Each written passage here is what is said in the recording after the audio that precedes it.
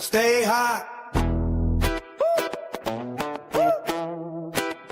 Stay hot. The time is now. The lights are bright. Turning up the heat, doing it right. We're taking the stage. We're making a move. The energy's rising. We're in the groove. The mic's hot.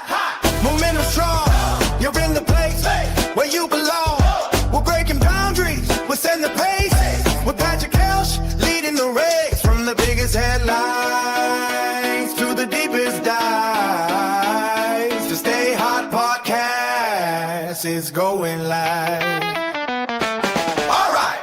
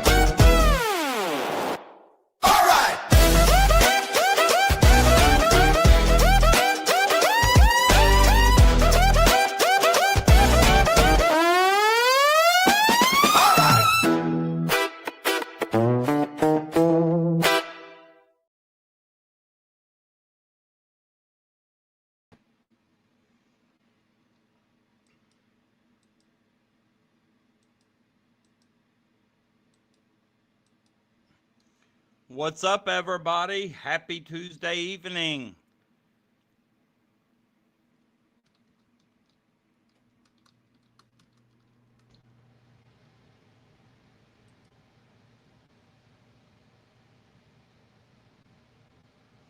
Louisville only played one of those games, Angel.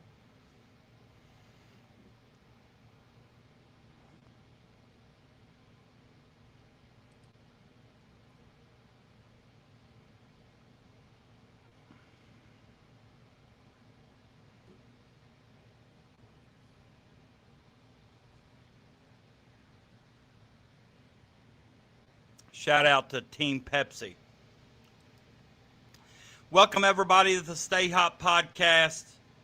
I am your host, Patrick Kelch. Thank you to 14K Sports Media Productions for continuing to sponsor. Shout out to all the members of the channel. Shout out to all those currently and those who will become. And as always, you can support through memberships, chats, super chats, or the Stay Hot store. Also, those of you that follow me on some form of social media, whether it be X, Facebook, Instagram, do what you can to share the show. Excuse me. If you're just now getting in here, please like the video, or like the like the video, I guess you should say, on YouTube. If you're new, hit that subscribe button. Before we get into today's show, let me take a look at the chat. What's up, old man, or old wildcat of the mountains? Larry, thanks for being here. Brian, same to you. Angel, you're the only Arkansas fan that I would allow in here right now. But don't be bragging about those fresh men when they're playing against middle schoolers. Arkansas definitely has talent. Their point guards will be really good again. But it's hard to tell how good they're going to be when they're playing against middle school people. Clyde, what's up? Wildcat Keeper, what's up? David, how are you, my man? Thanks for coming back. I did just for you, Todd, just for you. Oh, you think it's hot in here right now? Wait till I just turn up the heat. I'm about to turn up the heat. Germantown Fair's going strong. I'm not a big fan of the fair scene, David. My daughter's been out there for the second day in a row, and I told her if she goes tomorrow, she's taking out a loan. Pepsi slinging son of a gun.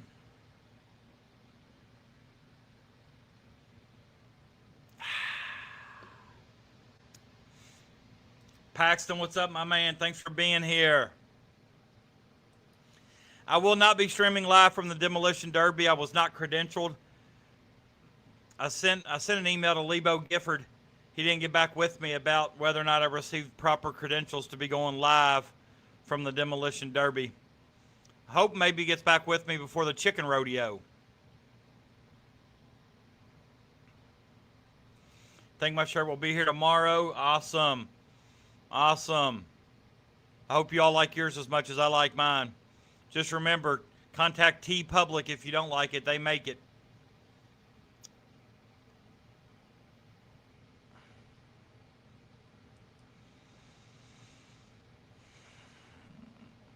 Like, my head hurts even thinking about it. Know what I mean, Vern? I know what you mean, Vern. Absolutely. I can't wait till the games actually start and we can talk about more than just speculation on the 15th man on a roster. There ain't nothing flaming about this fire. It's full-fledged. Working. That's my boy. Work. Look at Larry getting it started. Somebody match Larry. Look at Larry go. Larry, we'll talk about Alex Safari here in a minute. Just a couple little things I want to talk about before we get into football. One of those is Archie Goodwin put out a heartfelt message to the La Familia fans, just basically appreciating for Big Blue Nation to showing out every game. You could tell it bothered him that they weren't able to get the job done, but hopefully he returns next year. I think Archie has kind of cemented himself back in good graces with Big Blue Nation. So with that being said, shout out Archie. Shout out Archie.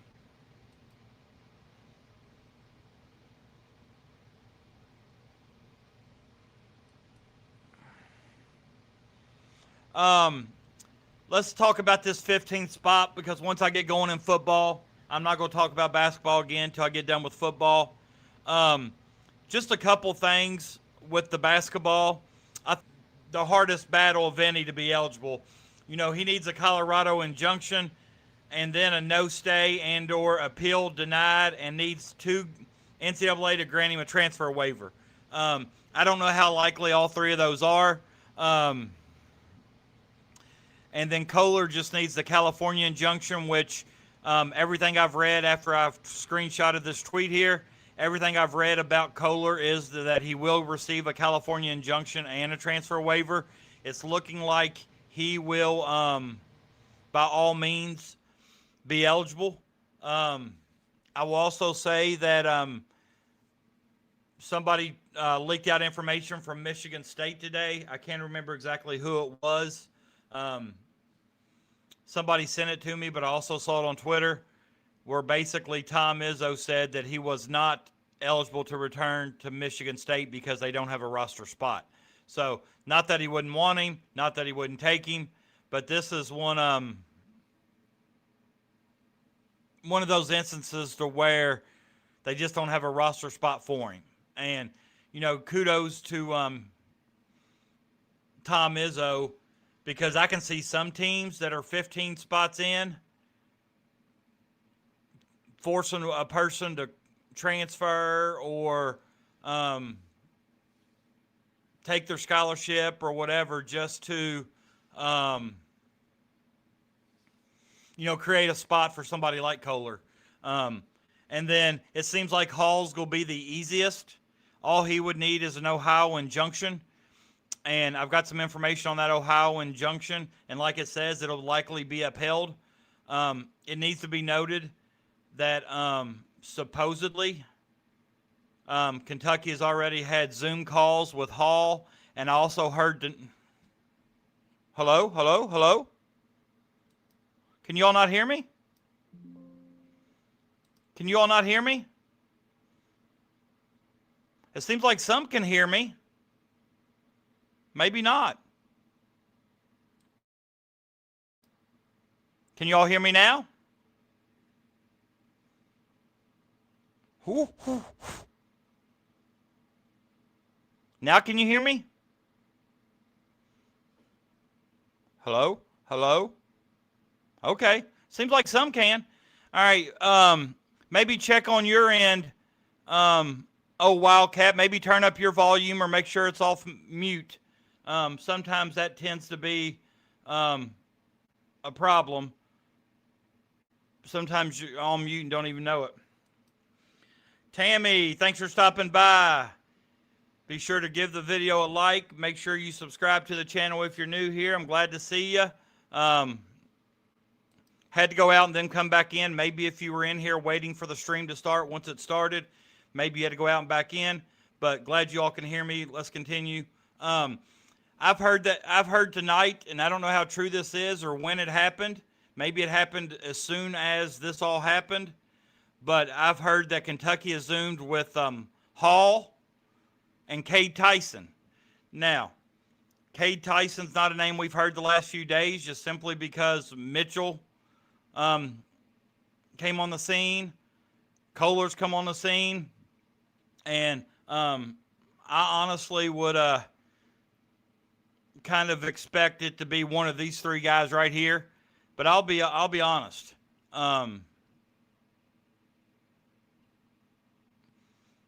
For our team and what we have right now, I think our two best options are Hall and Kohler. Not that I'm not a fan of Mitchell, because I think he's a great player, but Hall's had a great year last year, as did Mitchell, but I think Hall's just one of those guys that can just go get you a bucket whenever you need it. He's a all-around scorer. I don't think we need the Mitchell. It's hard to say we don't need him because of how good he is, and I'm not going to say we don't need him. I just would prefer to have others at this point, I guess I should say. Amy says Zoom calls with Kohler and Hall from what I've read. I've heard that we're going to do Zoom call with Kohler. I just don't know if it's happened yet. Maybe the person got confused that messaged me and said Cade Tyson. Maybe he meant Kohler, which is possible. Both tall white guys, so I can see why they. Yes, Mitchell was from Missouri. He started out at Duke, had some issues at Duke. Then he also went to Missouri, and from what I gather from a couple of tweets, now I'm going to say this. There's been some speculation that Mitchell was involved with some SA. YouTube don't like you to say it, but basically a type of assault of a female. I agree. If you've signed some type of NBA contract, you're forfeiting eligibility, which should always be the case. I agree with that. Jennifer, thanks for stopping by. Appreciate you. Make sure you give the chat or give the show a like on your way in. It seems like we're doing that very well tonight. I appreciate you guys. But, just from, Shady Vance here, like I said, he is a Kentucky fan, but the information he's put out in this tweet here seems to check out from what I've gathered from sending this to other people. And they seem to think that, Mitchell will have the hardest time getting eligible because he needs multiple things to happen. I was told that Kohler will get the California injunction for sure. And as soon as he gets it, that he'll be granted his transfer waiver. And then Hall just needs the Ohio injunction. I'm just going to tell you, Jennifer, he's been in some trouble both places, Duke and Missouri. So I'm not going to accuse it. I'm just saying what I've read. And what I heard this from was a member of the Missouri crew So, which they would have a lot more knowledge of this than me. But I was kind of under the impression that Kentucky wouldn't reach out to Mitchell. They have. So there must be some kind of interest there. And I've heard there's a little bit of mutual interest. But I think if it comes down to it, Kentucky's going to go the route of Hall. Yeah, you know I agree with that. Looking like Keyshawn Call. Hey, Icon, what's up, man? And, you know, and I've seen a couple people tweet this, and one of them was Matt Sack, BBN. And I saw, I think, Jack Pilgrim or a member of KSR tweet it, basically say something along the lines of, if anytime at late in August you got the chance to get your hands on an all-SEC performer, by no means do you turn them down. And it kind of makes sense. I think Hall, although there are red flags with him, he's never really been on a winning team. And sometimes when you're a competitor and you compete at the highest level, sometimes it's just like you get frustrated when you're not competing. He's never played in an NCAA tournament. He's played on 4 teams in 4 years. So Hall has a lot of baggage as well. Kohler, I'm hearing it's between Kentucky and BYU. I'm hearing that both teams are legitimate contenders for his services. But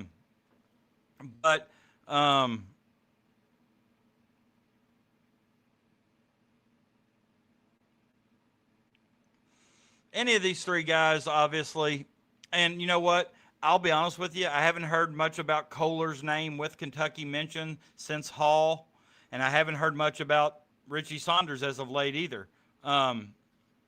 I did see Jack Pilgrim's tweet. If you're talking about the one earlier today,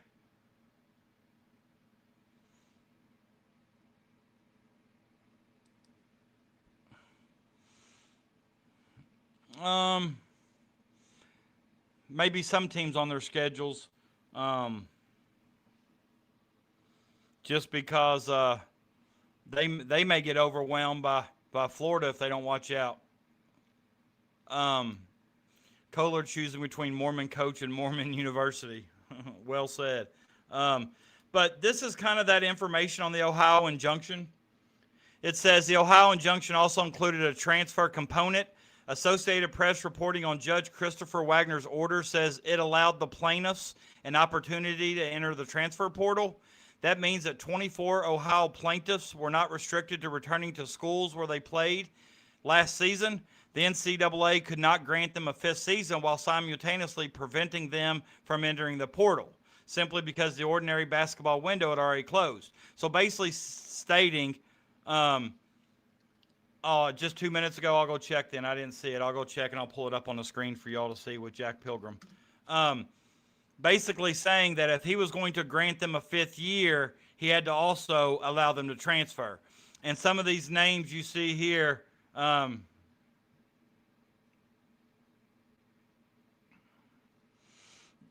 but Clyde, I don't know why you think that tweet's some earth-shattering news. But there's some names there. I'll be honest with you. The only one I've heard of or a lot of is Keyshawn Hall. But apparently there's 24 plaintiffs that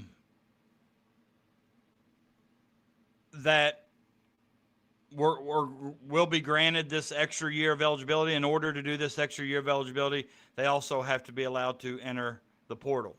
And I'll move that because I'll show you this Pilgrim tweet, which it doesn't, to me, it doesn't say a whole lot. Stuff we already know. So,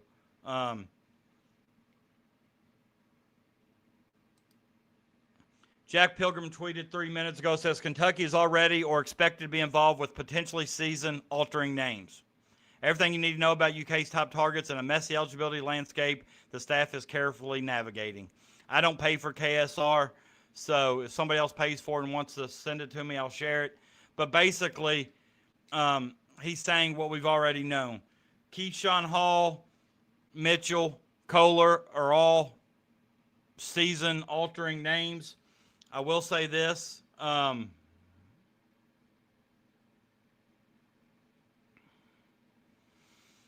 I did see where someone tweeted.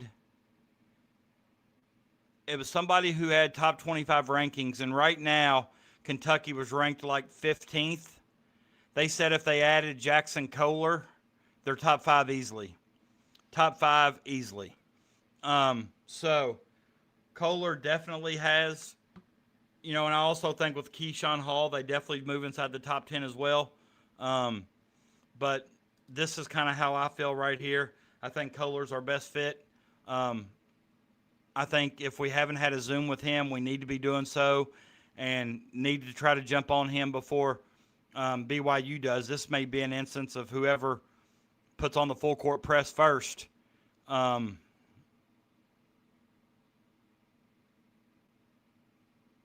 Whoever decides to put on this full court press first may get his services. I don't care what they do. They don't know anything.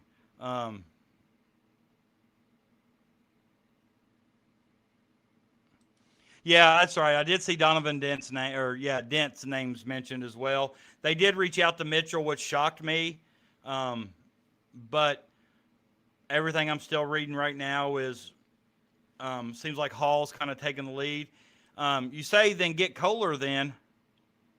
Kohler has a little bit to do in that equation as well, Brian. Kentucky can't just snap their fingers and say, all right, Kohler, you're coming down here. It's not a draft. I hope so. I really don't want Mark Mitchell to go to Kentucky, and I just don't.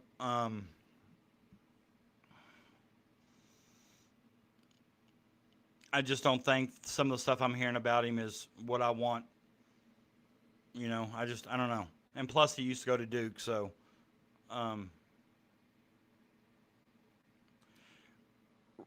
Right, and I don't know if he was on here or not, Crash, and you might be able to. But this is something that, kind of found that kind of says what all three of them has to do to be eligible. Seems like Hall has the best chance to be eligible, which is kind of what you talked about on, that don't underestimate, that. But this will probably, honestly, be the last night we talk about the 15th spot until we fill it. I'm not going to continue getting on here every night and talking about, injunctions, courts, waivers, and all that. All right. These seem to be the three guys that, and like I said, Richie Saunders may still be in the mix somewhere too. I would think he's a little bit farther down the list right now. And also, I don't even know where Cade Tyson fits in with these others.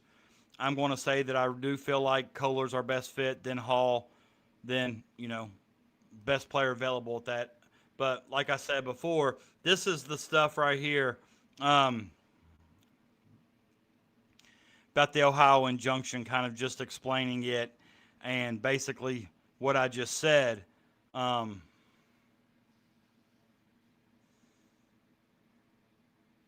in order for these 24 plaintiffs to get an extra year of eligibility,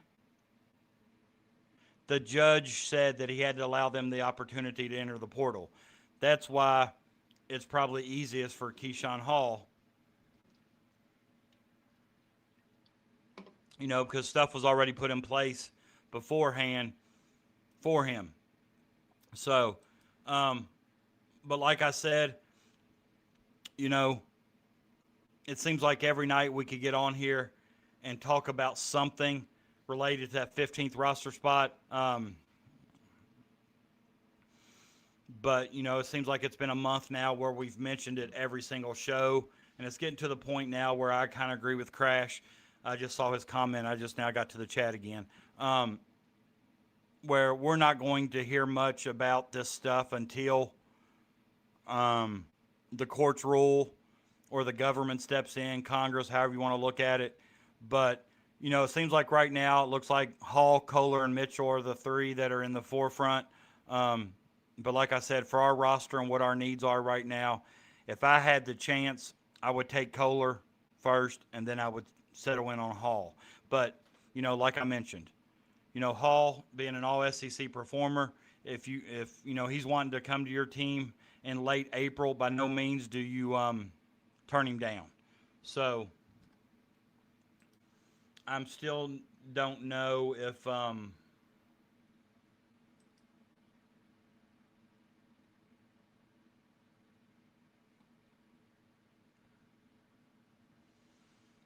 anybody is I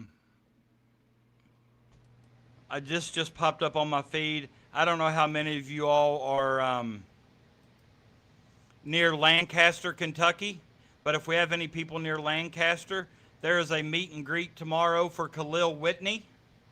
Um, he will be at Ethan Sports Card and More.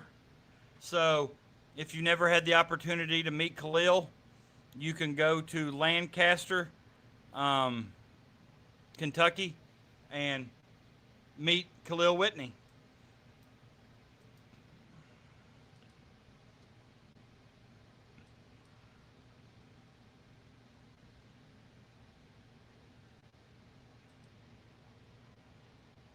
All right, I agree, Otis. Um, I'm hoping it's Kohler, Hall, and Mitchell in that order. Um,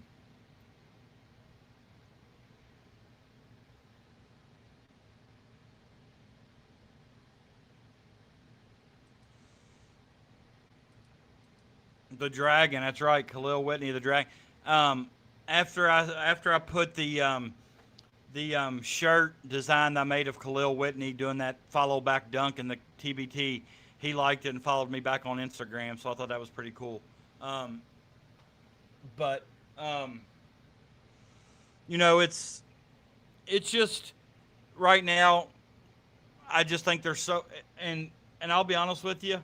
Um, Once we get into the football news here, um, Lancaster. Well, okay, well, wherever.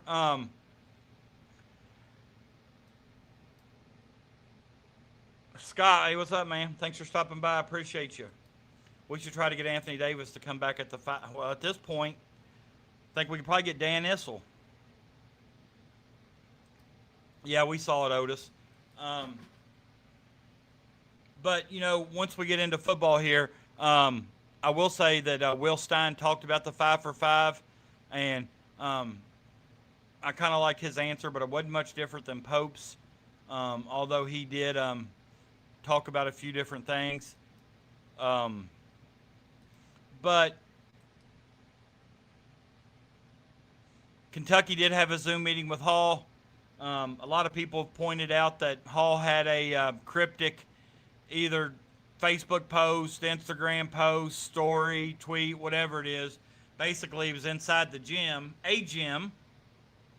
I think the gym was in Ohio, actually. Um, but he had the little eyes basically telling you to stay tuned. Um,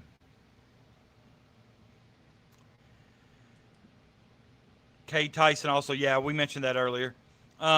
Jack Pilgrim, but he sounds like a Tim Burton character. Jack Pilgrim's a good fella.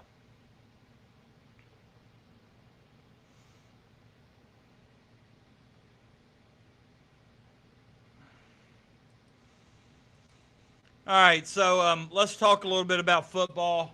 Um, I'll be quite honest. I don't know how long I'm going to make it. I work 12 hours a day, 7 to 7, or actually left my house at 7, started work at 8, and then we had our open house tonight, which was from 4:30 to about 6:30. But by the time I got my stuff together, cleaned up, talked to a few people, I didn't leave till 7. So I'm a little exhausted today. I'm not used to this 5 days a week work schedule that we're going in right now. I better get used to it though, because it's here to stay. Um, but I just don't know how long I'll be able to. I'll stay for a little bit or as long as I can. But um, we work again tomorrow, and I have to gotta get me some shut eye.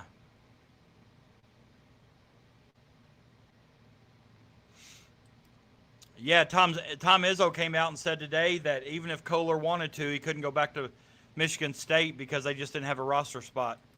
Will Stein is a good coach. Well, he's done everything right so far. We've yet to see him on the field in game action, so my reservation will be out until I see him in action. Um, I'm the director of our alternative school. Um, Neil. I work with the alternative school. I'm going to find out what it is tonight, even if I got to take sleeping meds. A little melatonin. Let's ready. Hey, I'm ready for some fall gridiron. Let's talk about it. All right.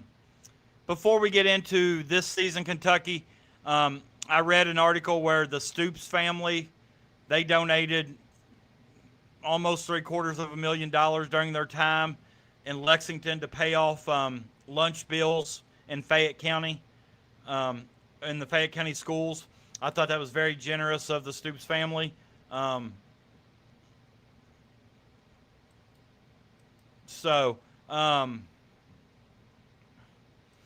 thought that was just something, nice and something that, never claimed that Mark Stoops wasn't a great guy.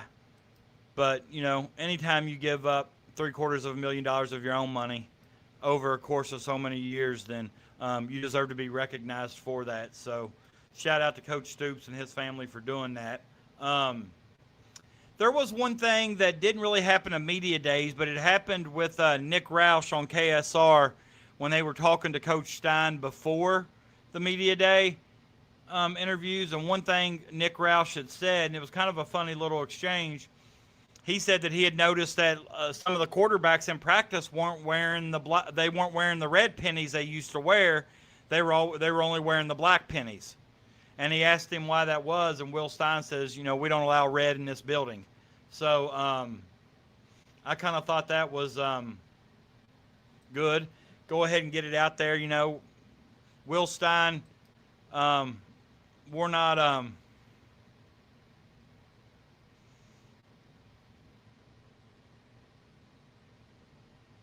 I don't know. It's like Will Stein having some Louisville connections.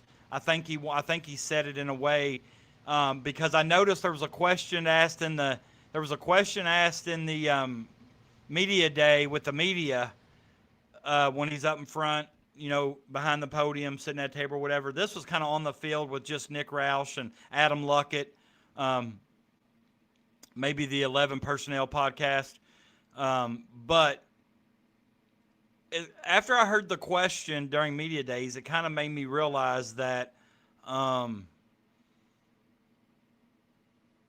he kind of said that as if somebody had questioned his loyalty to Kentucky, being a Louisville guy. And, and he says because, we don't allow, there's no red allowed in this building. And then we'll talk about it later here. I'll talk to you about what his actual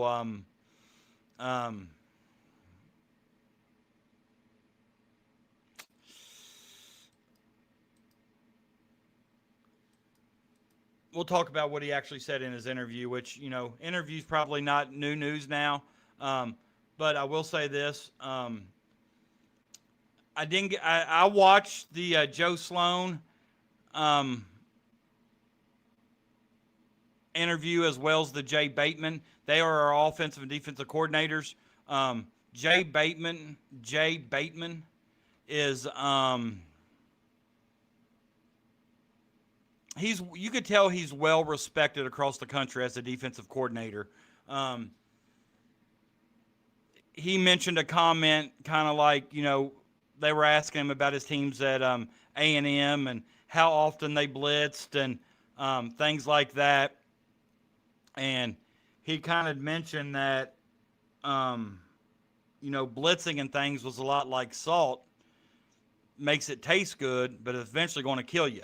So he says you got to have the right personnel and you got to pick and choose kind of timely decisions on when you're going to blitz. It ain't just an all-out blitz every single possession. I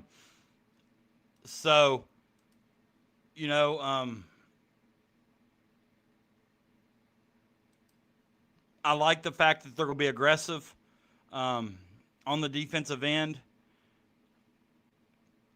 I think point at times, in the past, we've been too conservative on the offensive and defensive end. And the one thing I read, or actually I think I heard Coach Stein say this when he was being interviewed with Matt Jones, or maybe it was even Nick Roush. There was a point in time, and I think it was last year, where Texas A&M didn't allow a third down conversion. So those of you that are in the chat, I can see the number going up, but I can't necessarily, look at the chat right now. So I'll get to it when I can. But the one thing that I noticed that was a constant with Stein, Sloan, and Bateman, all three of them raved about how big, how strong, and how good our offensive line should be.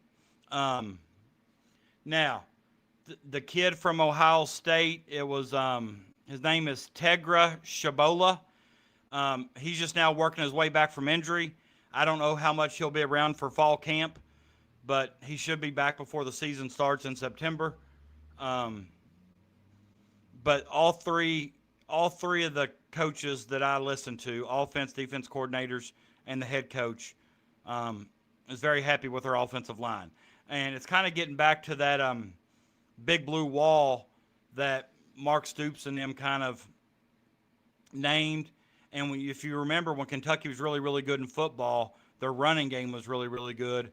The offensive line opened up holes for Boone Williams, Benny Snell, Ray Davis. And Ray Davis didn't have one of the better Kentucky offensive lines, in my opinion. But the offensive line should be one that's talked about. He mentioned they've got several pros on the offensive line. He also plans on using a lot of two tight end sets. And with the two tight end sets, that throws another blocker in there. And one of the things I heard Willie Rodriguez say Willie Rodriguez said this at SEC Media Days, not Kentucky Media Days, but SEC Media Days. He talked about how much he enjoyed blocking. You don't hear too many people say that. You might hear tight ends say that a little bit more than wide receivers, but still, that's not something you hear many of them say.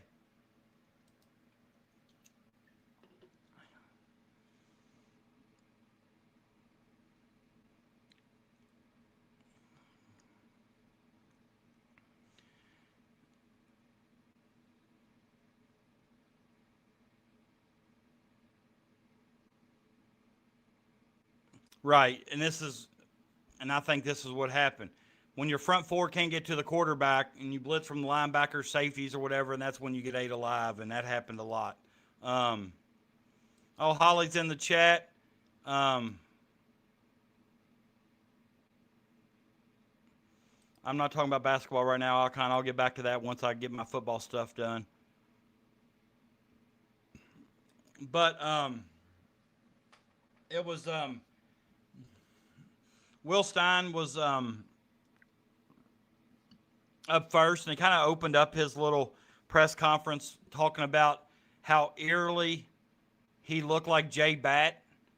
And I think somebody had mentioned that one night in the chat, that Will Stein looked like Jay Batt.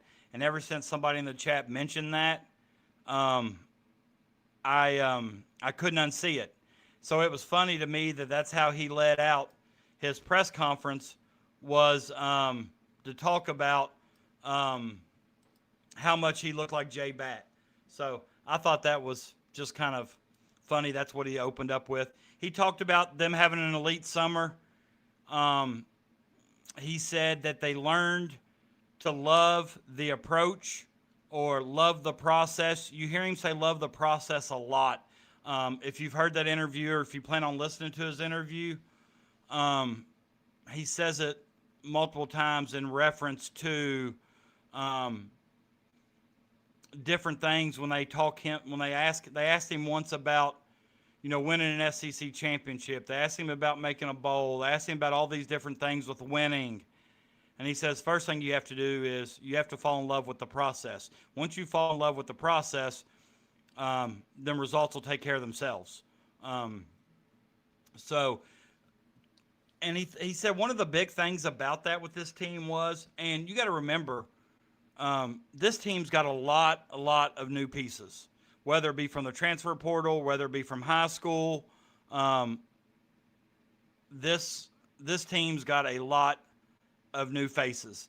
And he said, one of the things about starting to love the approach, he talked about loving practice. learning how to practice. And some of you that have never coached or whatever, you may think it sounds silly, but you almost have to teach your kids how to practice. And some specific things he mentioned were like running from drill to drill, no walk, different things like that. Like you have to teach them what your expectations are. And that's kind of how he ended the talk about the summer. Was I think somebody asked him if he was pleased with the summer, or if something surprised him that they were better at or worse than when they started about the summer. And he talked about how he had to teach them how to practice and learn to love the approach. So it's kind of one of those instances to where he didn't really answer the question at hand, but he kind of did in a roundabout way, basically saying, well, we can't necessarily worry about some of that other stuff until we take care of what we need to take care of in practice. Some of that other stuff will come on its own, or it will happen on its own once we learn to handle business in practice. He said that, you know, summer's over, fall camp's here. A couple of things they're going to focus on are attention to detail and the execution of their schemes. He said that they're going to focus on playing shape, and I kind of just cringed for all their players when a coach talks about getting in playing shape. That's rough. So I can see a lot of grass drills in their future. I can see a lot of just hard work. And to take a team, you know, we're basically a month out of season. I think our first game is Youngstown State on September 5th. So with that being said, you got basically a month to get in playing shape. So I'm sure some of that already started back with the summer. You know, they've been going at it a while, weights, conditioning, a lot of it. So I look for, you know, them just to continue, maybe ramp up the intensity a little bit. The next thing he talked about before he took questions was a lot of people have asked him about, you know, starters at certain positions, and he says there are no starters at this point. I hate to disagree with Coach Stein, but that's coach speak. We know that certain people are going to start. For example, Ty Bryant's starting in the secondary.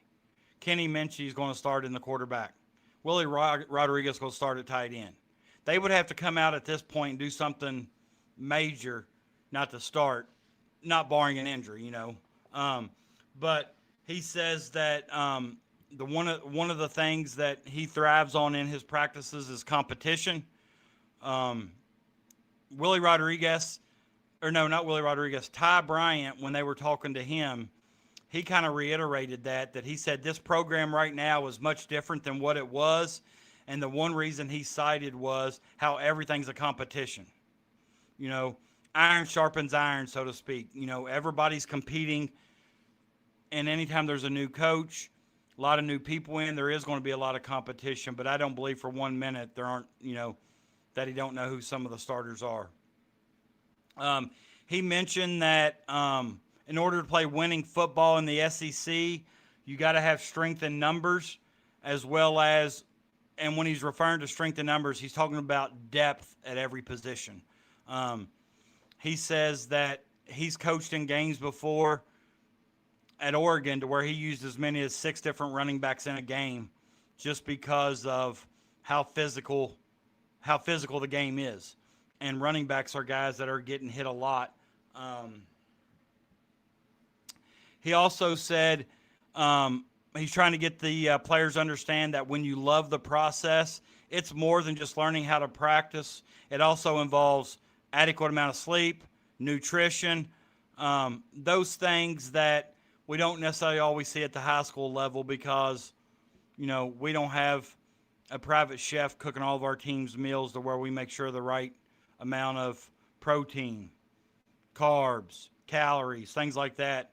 And also, high school kids aren't getting adequate amount of sleep every night either. So their coach isn't either. That's why he's going to try to go to bed somewhat early tonight because I haven't been getting an adequate amount of sleep. So, and the last thing he talked about was they currently have 5 players right now that haven't been in summer ball. They've been doing some workouts, but not really a part of the contact because of injuries.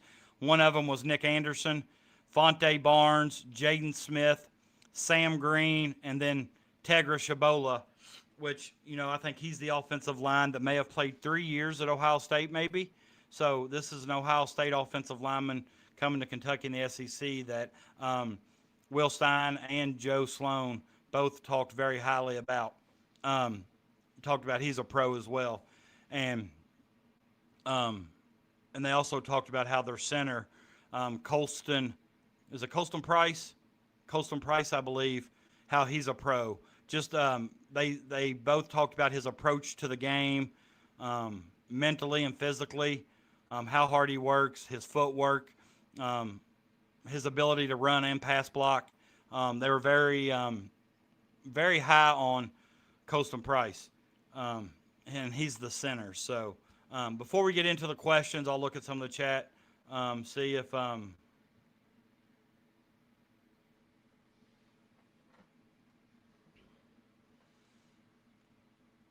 Stein is our man. Him and Jay Batter, long lost brothers. They definitely look alike now that somebody mentioned that. If Barnes can have 16, Pope can have Keish.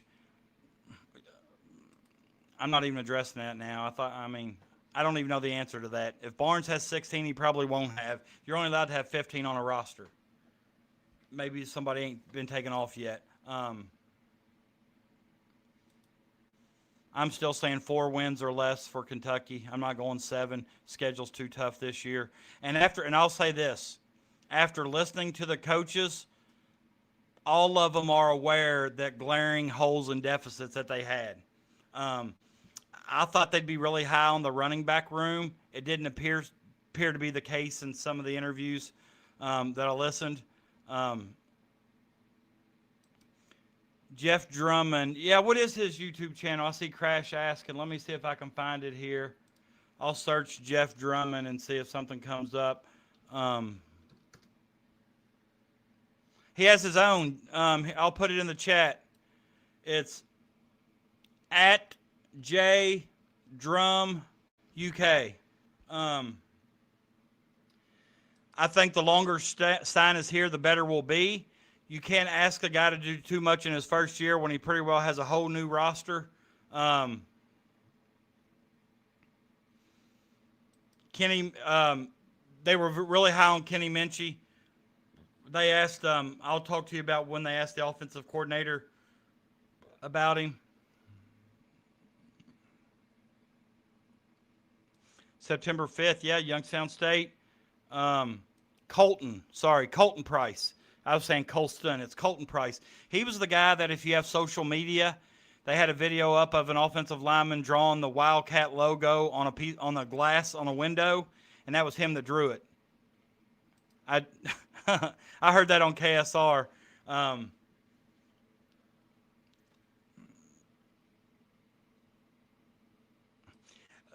They mentioned that, Larry. They think so.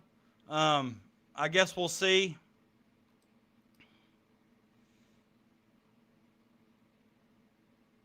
Isn't UK's current longest losing streak against Alabama time for that to end?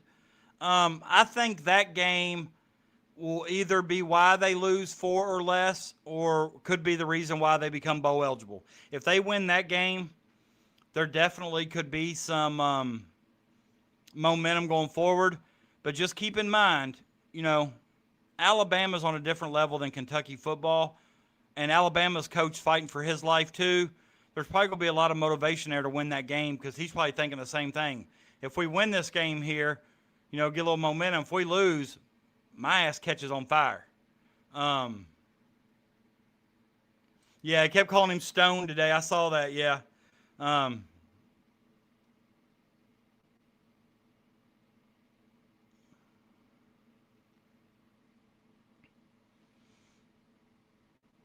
I hope you're right, Icon. I'll be in front of the TV every Saturday watching them, cheering them on.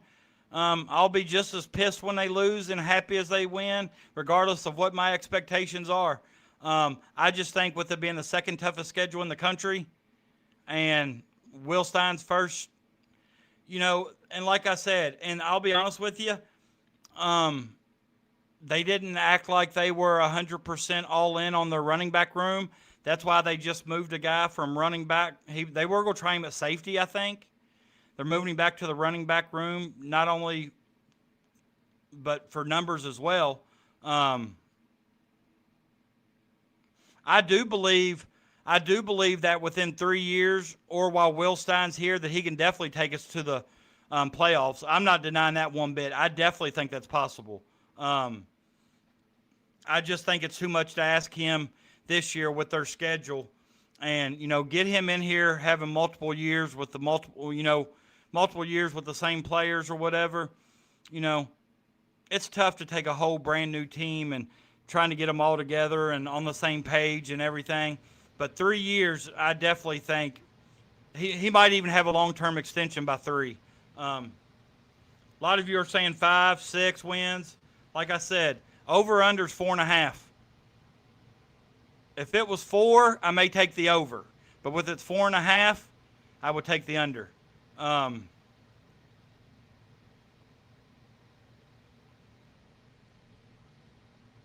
Yeah, K-Fund packages. Yeah, I heard somebody else this week saying the exact same thing. Not from Harlan County, obviously, but they were waiting for the K-Fund packages. Probably won't get any easier, Brian, but I think that Kentucky will get a little bit better. Listen.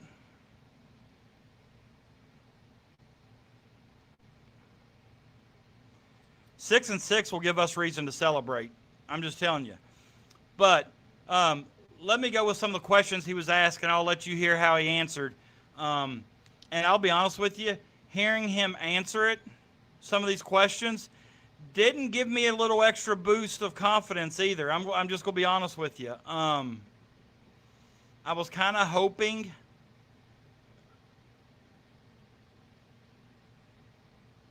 that he would have, I was hoping he'd be a little about as confident he was in saying because of me as he was in talking about his team. But I also will say this. I admire a coach in a press conference or an interview that gives honest answers too. Like I said, when he says we don't have any starters at this point, that's coach speak. That's coach speak. I'll be saying the same thing to my team here in a few months, knowing that I've probably already got 4, possibly 5 positions locked up. But how do you keep that intensity up in practice? By giving them reason to compete for something, okay? And so that's exactly what I think's going on there.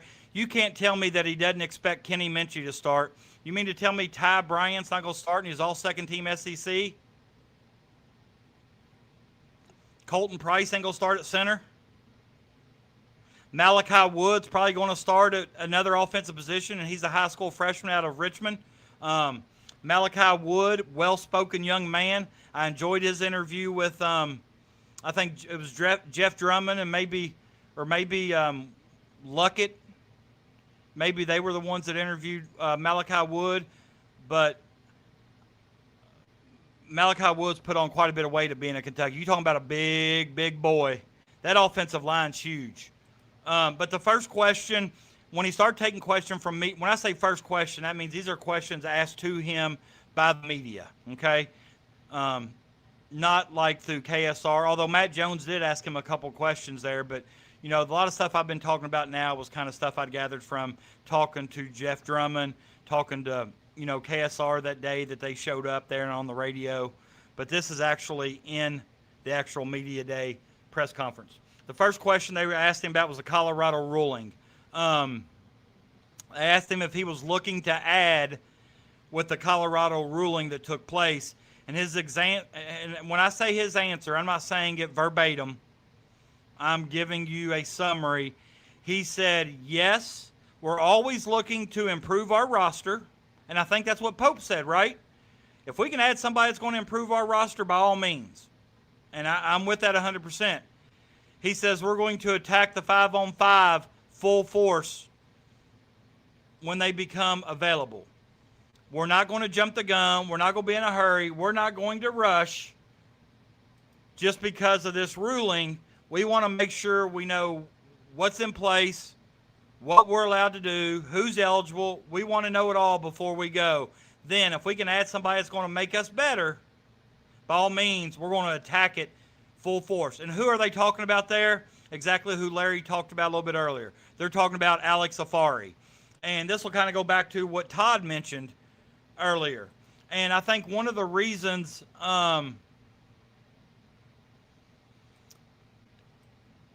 that's, yeah, oh, I accidentally clicked on that. But yeah, the offensive linemen all get together and do yoga. They talked about that. But what I'm saying is, hold on here.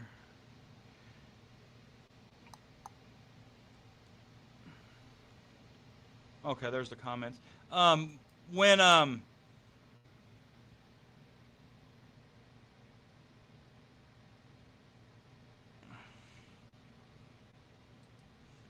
right, sorry about that. They're talking about Alex Safari, like Larry mentioned in a super chat. If somebody'd like to match Larry's super chat, that'd be greatly appreciated as well. But with Alex Safari, listen to this, and this is kind of what Todd talked about. I know Alex Safari didn't sign a professional contract, but he went through minicamp with the Green Bay Packers. He went through minicamp. Now, if you're going to go through minicamp, I don't think you ought to be able to go through minicamp, come back or go out there and looking like, well, there's a chance I don't make the team, or I may not be good enough to get any time this year. I may not be good enough to play. I'm just going to go back to college. Now, Alex Safari, if I'm not mistaken, I believe he was all SEC too. And he's at a position of need for us, which is the secondary. So, you got Ty Bryant in the secondary, and the Jay Bate talked about another guy I'll mention here in a minute when I get down to the question. But Ty Bryant's a safety. Get Alex Safari on one of the corners there, and that just makes the defense that much better. Now, Jake Cornett and I was talking through Messenger before I went live, and I was just expressing my interest, kind of saying, if you went through a professional mini camp, or same thing in basketball, if you played in the summer league, you shouldn't be allowed to come back to college. But if that rule's legit and everybody else is going to do it, we might as well do it too. I don't think it should be allowed, but if it is allowed, we need to be taking advantage of it. Kentucky's got resources and money that a lot of programs don't have. We might as well use those things to our advantage, put the best possible product on the floor on the field. The second question was about the running back room. He mentioned that he added 2 from JUCO recently. He said if these 2 would have came out in January of last year, they would have had multiple D1 offers to choose from. He acted like he was very happy and fortunate to get them. He didn't mention their names. I remember seeing their names on Twitter when it happened, but I don't have their names right now, and I'm not looking at the chat currently. So, but he said that he needed more bodies in the running back room. He didn't feel like they had enough, and that's when he mentioned also playing 6 running backs in one single game before due to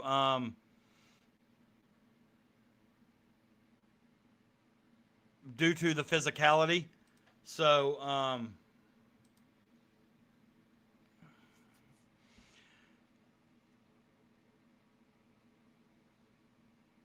Crash, has anyone heard of any kind of timeline we should expect with these 5-and-5 appeals?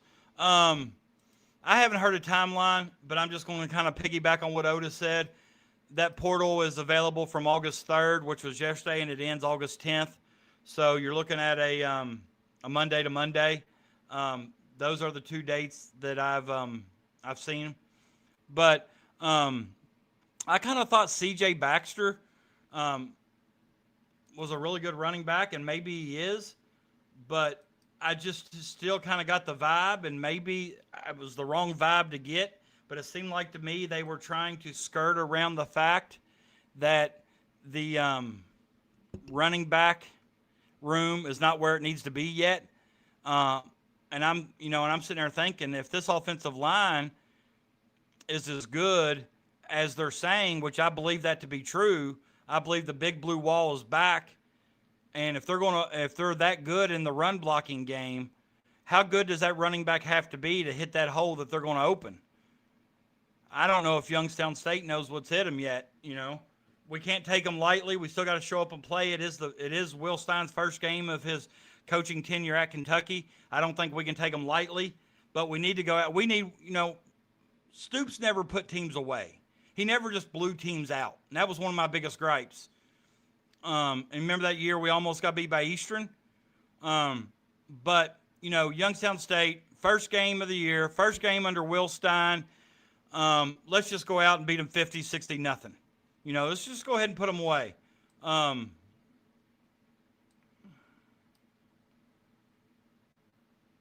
Go Louisville Cardinals.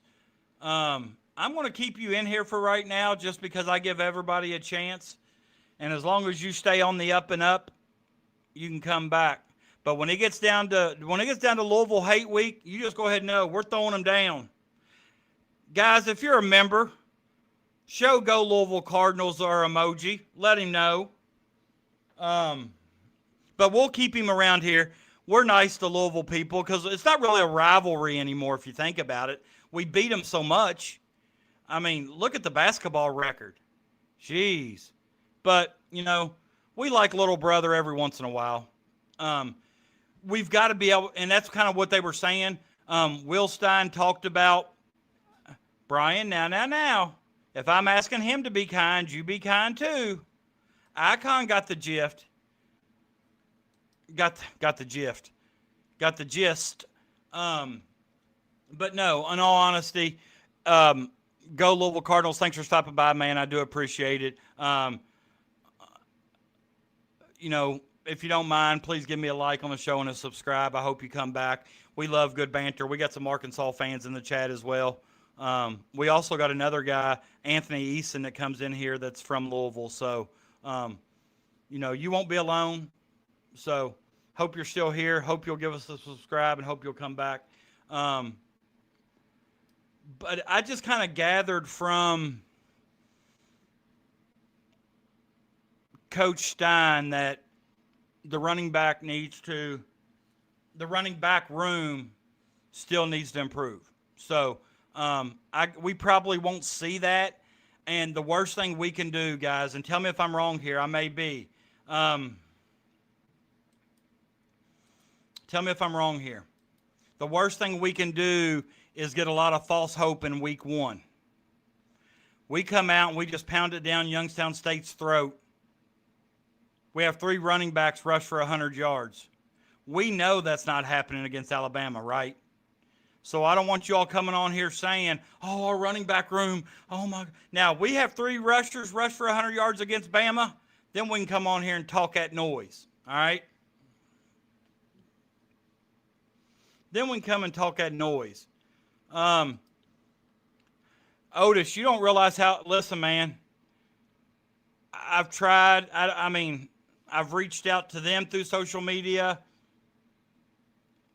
I've reached out to the university. It's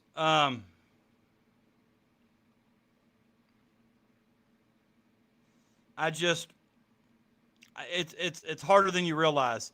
And I don't know, I'm going to talk to Quincy. Quincy seems to be able to get anybody he wants on his show. And he told me it was because of his TikTok. He had a lot of following on TikTok. He did a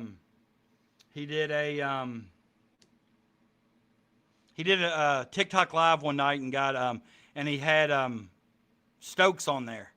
And he said ever since that point he's been able to get anybody.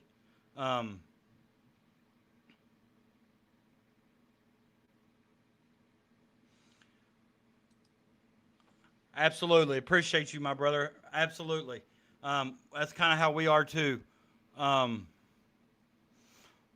right. The next question, it says, they asked him about the "because of me" comment. And if you remember in the SEC media days, they asked him why he felt like Kentucky could win in the SEC, why they felt like they could be competitive and potentially make the playoffs in a few years, and he said, because of me, that's why. The question was, were you surprised that that comment took off or got the traction it got? And he says, I wasn't surprised about the attention he got. He mentions that his experiences and the winning football at Oregon that he's been a part of kind of gives him an edge. And he also mentioned that he has a lot of faith in his staff and the players at Kentucky. He mentioned having just support from everybody. But he said he would not be at Kentucky. And Jay Batt said the same exact thing. We wouldn't be here if we didn't feel like that was possible. We wouldn't be here if we didn't feel like the playoffs were a possibility. And that's kind of when Jay Batt went on with his comments saying, when I walk around here, I'm not looking for where Paul Feinbaum or SEC Nation's going to be setting up. I want to know where College Game Day is going to be setting up. And that's the kind of stuff coaches have to say, because you know what the fan base did when they heard that? Hell yeah! That's my coach. That's my AD. Hell yeah! Let's go! Go Cats! And, you know, and when a fan base is fired up, they show up at games, they buy merch, they tailgate, and it's just the best case for everybody. So, you know, I thought it was good that somebody asked him about that comment, because I think that comment was taken out of context or misconstrued. You know, it can come off as arrogant and conceited when you say because of me, and not really recognize the fact that you have a coaching staff that you've put in place and hired. Although as a head coach, I know what he meant. I think as members of Big Blue Nation, you all knew that he included his staff in that, but there's a lot of people out there that took that the wrong way as like, well, he don't need an offensive coordinator, defensive coordinator. I did see where, or Joe Sloan did say, the offensive coordinator, he said that he was going to be calling his plays from up in the booth upstairs. He won't be down on the field. So, curious to see how that looks. Or, I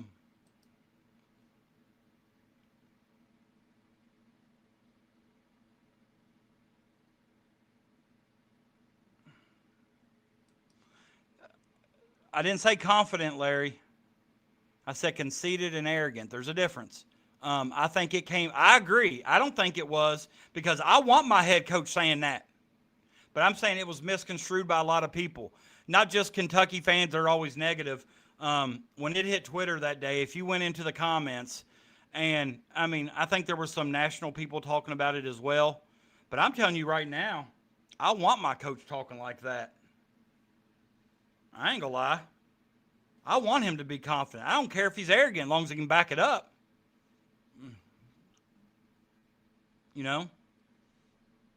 I'm not scared of that at all.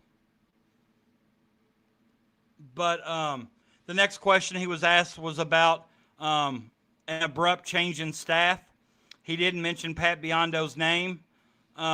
He kind of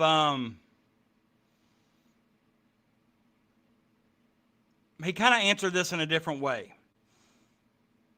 He didn't answer it as if he knew Biondo would be stepping down. He didn't answer it as if he knew why he was stepping down. When she said kind of an abrupt change of staff or whatever, he just said, yeah, I'm excited. I'm really excited for Pete Notka. I've known him for 18 plus years. He was one of my first calls once I got to Lexington. He says to promote Pete Notka. Pete Notka's dad played at Kentucky, and he said to promote Pete Notka was the easiest decision he's made since being here. Says he's ready for it. Said he could be a full-time university GM at a lot of other schools, and he's very happy for Pete and definitely loves the promotion and loves that he got the opportunity to promote. Excuse me. Next, they were talking about Kenny Minchey.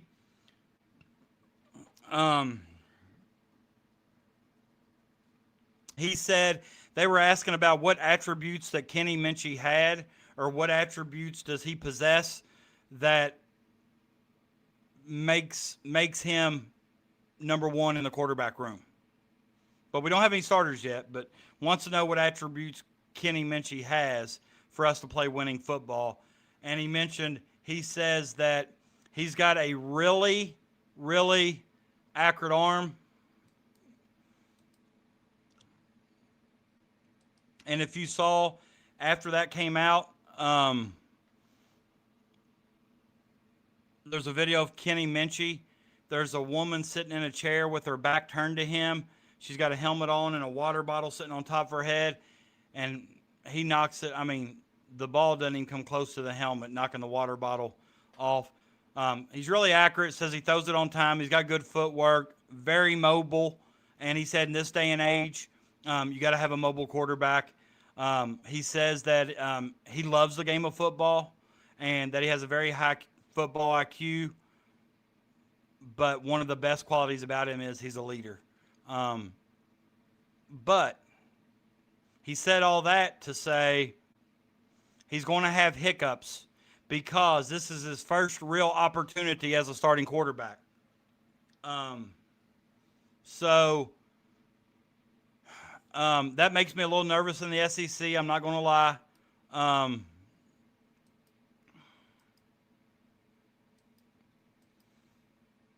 What did farting? That was my chair. I heard that too. It was my chair. Great staff building, a great culture. I agree with that 100%. I don't think I've ever seen that. I wish I did. I'll let you know if I do. I ain't going to hide it. Coach, he didn't say, and I don't know. I've not heard. I don't know if it was something between those two. I don't know if it was something personal. I don't really know. If Crash, Larry, somebody who probably knows a little bit more about football than me, then I would by all means listen, because I don't know what happened to Biondo. I thought it was kind of odd with the timing of why he just happened to just step down. But how great it was to hear him talk about Pete Notka. It seems like we were fortunate enough that we got somebody who's able to replace him.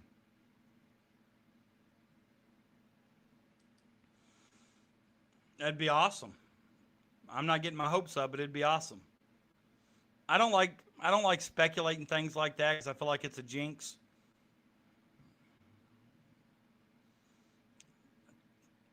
I don't know if I agree. I don't think we have a snowball's chance in hell being 11-1. We're better chance to be 2-10, but I'm going with 4 wins total. But if somebody means if we get to be 11-1,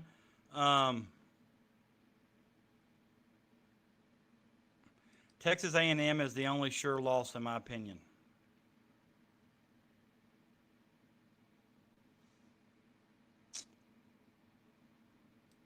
No comment. No idea. I heard that it was unexpected. I feel like something had to have happened. And how long ago was that, Brian? Tell me what year that was. No,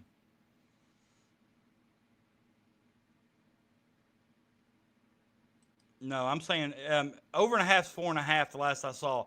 If it was 4, I'd take the over. If it's 4.5, I'm going under. I've been let down and hurt too many times by Kentucky football. Big game, 3-0, big game this week. They could be towards the front of the SEC, or we're ready for Georgia now. We're ready.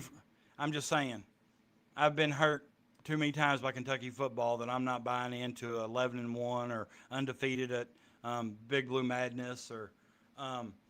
But I think we'll get a pretty good look at Kenny Minchey early. I think that against Youngstown State, he's definitely going to be able to be protected. With the big as that offensive line is, I don't see Youngstown State having a significant pass rush from their front four. So he's going to have a lot of time to throw it. We'll see how, he's going to be amped up a little bit too. So if he can throw an accurate ball being all amped up, that'll be great. He loves Willie Rodriguez. He loves Hardly Gilmore, and there's DJ Miller's another wide receiver he likes. But Coach Stein had some things that I think are very telling when talking about DJ Miller. Um, the next thing was they asked him how he was ensuring that he was going to get 100% buy-in from the players. And this is a word you've heard in every Will Stein interview. This is a word that I've heard quite a bit. He likes to use the word connection or connected. He says you have to know the person next to you. You've got to know their story, where they came from. Basically, you need to know everything it is about that person that's lining up next to you. And I see where he's going with that, because if the more you know about these people, the more you're probably going to care about them. The more you care about them, the more you'll lay your life on the line for them. And I think that's when you're starting to build that culture of it's big. Hey, it's we, not me. It's bigger than me. And I think that's a culture that any head coach is trying to set. Or I think that's one, not necessarily the culture, but it's one lesson that you're trying to teach your kids, that when you're out there on the field, you're just one of 11. You got to play for the other 10 guys out there on the floor. One decision that you make could affect the other 10 guys. You know, same thing with basketball. One decision could affect the other 4. If you're out there on the floor acting like a clown and you get a technical, that affects everybody. Although it was your decision, your poor decision, I should say, it affects everybody. And I really like, I like the theme of being connected, being together. He said that connected teams are hard to beat. I agree with that. That can be the case. From one thing I learned from a lot of the players that I've seen interviewed at this point, a lot of them have talked about playing for one another, you know. So it seems like there may be a lot of times teams take on the personality of their head coach, and they start to adopt things that they're constantly hearing from their head coach. So I thought that was something I enjoyed hearing. Coach Stein, such a good speaker, just, and he has one of those ways of when you hear it kind of actually draws you in. Like when he talks, it makes you want to listen. So I enjoyed listening to his press conference. And, Joe Sloan and Jay Bateman were kind of the same way. The next question was, with how quick teams have won championships with new players, is championship talked about in the terms of the SEC with your team? So basically, everybody's got a lot of new players. Are you talking about winning a championship? Basically the SEC championship with so many new players. And he said no. He said we just talk about our process. And there's that word again. Falling in love with the process, because we have to do every day, or we have to talk about what we have to do every day to be our best and put our best foot forward. And if we do that every day, we're learning to practice. We're starting to fall in love with the process. And if we do those things, then results will speak for themselves. Kind of the same answer he said early on when he was talking about loving the process. And I like that answer. I like that he was honest. A lot of times new coaches in new places, the one thing they will or do want to talk about generally is, well, I'm here to win a championship. I'm here to hang banners. I'm here to make the playoffs. I'm here to make bowl game. He doesn't talk about any of that. He talks about laying the foundation, which I think is the best place to start. You lay that foundation in your first year. You get these new guys in there. You get them playing the way you want them to play. You get them to learn the playbook. You get them practicing like you want them to practice. Then you will see these results come. I don't think that's any secret. And I think it's a very good approach when you have a lot of new players, whether they be high school freshmen or from the portal. I kind of liked his answer to that question. They kind of talked for a minute about their summer and how he said it was elite. Then the reporter followed it up with, what would a successful fall camp look like to you? So as the head coach, when you come out of fall camp, what's a success going to look like? And tell me, excuse me again. Tell me that he hasn't watched probably some Kentucky highlights from last year. Pretty much verbatim, he says, are we going to be able to learn how not to beat ourselves before the play? Meaning, pre-snap penalties. Getting lined up and not having to use a timeout in the first quarter to avoid a delay of game penalty. The false starts, the encroachments, the offsides, the unevaded to the quarterback, or whatever you want to call it. Are we going to be able to stop all that chaotic stuff pre-snap that puts us behind the yards to where we're having to go 1st and 15, 2nd and 12, 3rd and 7? You know, it's going to be hard in the SEC to get 7 yards consistently on 3rd down. So then he went on a little, not a tangent, I would say, but he kind of went on a little sermon-like speech, basically talking about how little details matter. Breaking the huddle at the right time, sprinting to your spot, whether it be on the line, you know, if you're the slot receiver or the receiver out wide, sprinting to those spots, getting lined up in time so the quarterback doesn't have to wait an extra second or whatever to snap the ball. And those are all things that I know last year multiple times with Stoops. We had to call timeouts early on in the first half because the play clock was running down. We weren't to the line of scrimmage. And how many times did you see it? We did poor clock management in the second quarter where we had a chance to score points before the half that we ended up leaving those points out on the field because we didn't have a timeout to stop the clock. So he talked about those pre-snap things that I don't think people realize how important they are. Meaning, they're just like little details, but they matter. They matter.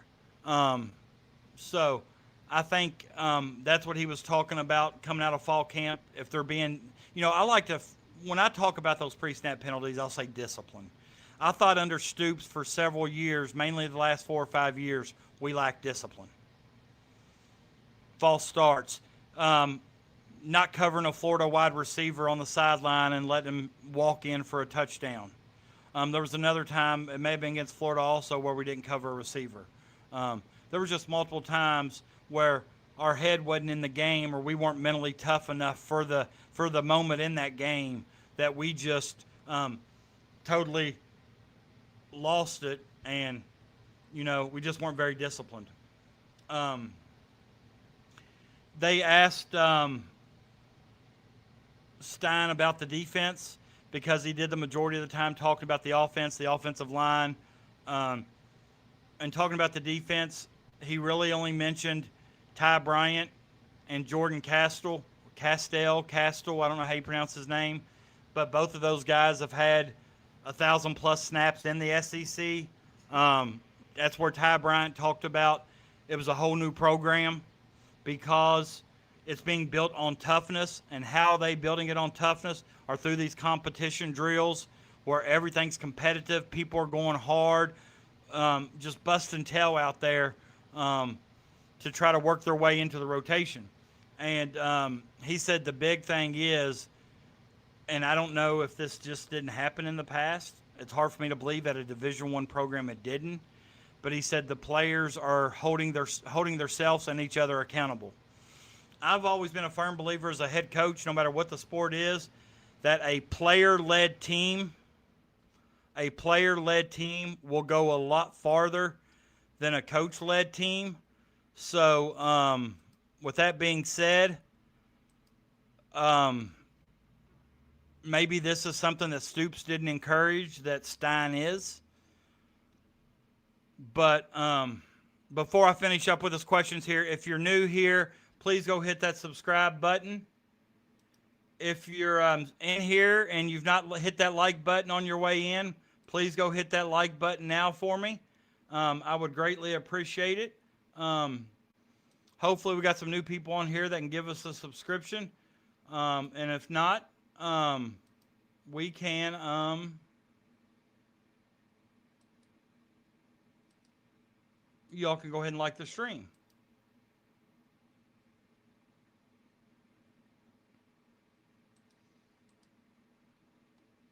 All right.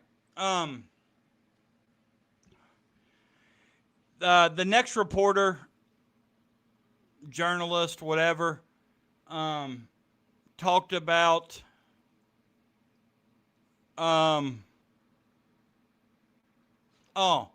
he talked about how it used to be to where you knew at the beginning of every year you were going to be playing your non-conference schedule.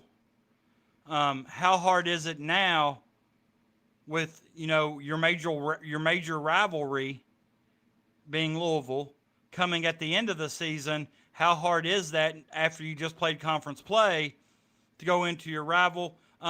He dismissed it. He basically said that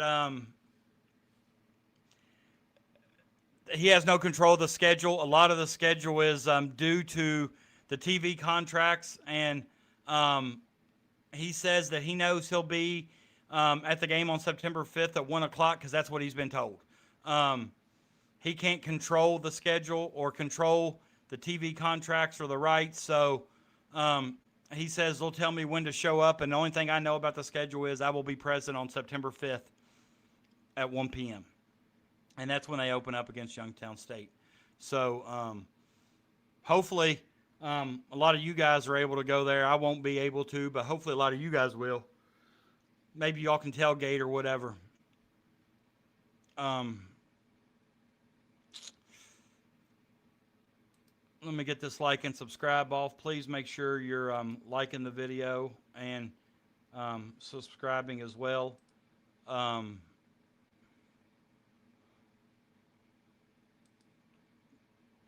Next, they asked about Colton Price and how he was, and his exact words, and I put it in quote, "as good a center as I've been around," unquote. And he talked about his approach to the game physically and mentally, his work ethic, a leader on the line, how he's looked at by his peers, and he said that he is a pro in, quote, every sense of the word, unquote.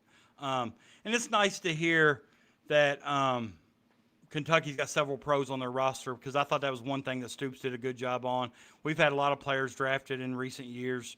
Look, I mean, hell, even Alex Safari's trying to come back after going through mini camp. So, like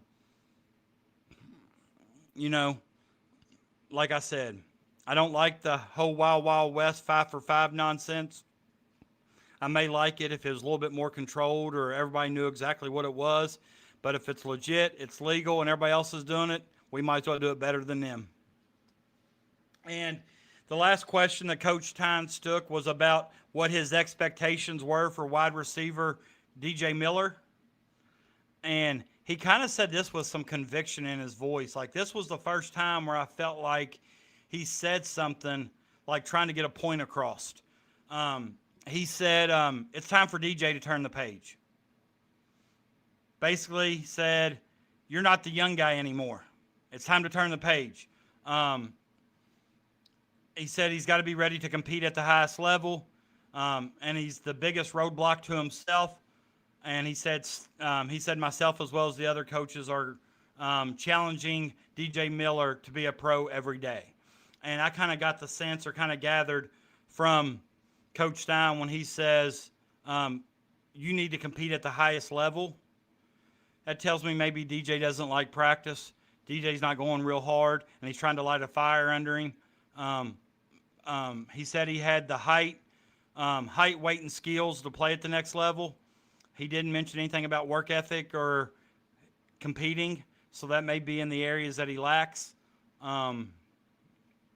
But he basically said it like I just did. It's time for DJ to turn the page. You know, so DJ Miller's in our wide receiver room, a guy that I hear is very talented, has all the skills, but it's time for DJ to turn the page. Um, so, and that was kind of the last question that he took at media days. So, I mean, I can see where I've got 79 new chats here, so I'm behind a lot. So let me look at my man KY Krug. Look at my man KY Krug. Hey, you my man, brother. You my man. Appreciate you. Also gifted a membership. And why I got Krug and Larry both in here, I can go ahead and give them a big round of applause. I appreciate you guys more than you know. We got John Wall in here hooking it up too, dancing.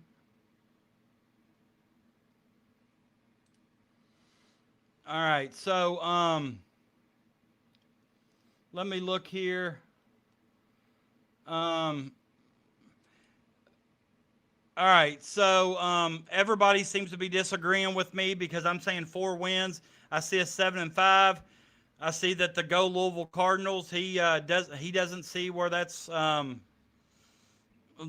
think he thinks 7's a little too high. Oh yeah, he says 5 wins would be great. I can agree. He says we are beating Bama. Book it. I don't listen to anybody when it comes to that. First season with the schedule. And not only with it's second toughest schedule in the country. Crash says we're going bowling. We are beating Bama. Otis is doubling down. I like the fact that Otis is doubling down.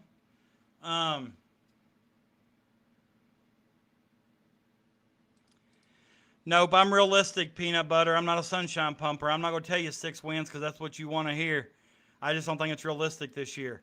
I will come out here and be the first to admit it. If we win 6 games, I'm going to be shocked if we win 5. Clyde, I've told them to be nice, you be nice. Because what I'm going to start doing is, and I'm going to give you your warning. Don't make me call a technical. Don't make me call a technical, Clyde. I'm going to give your warning.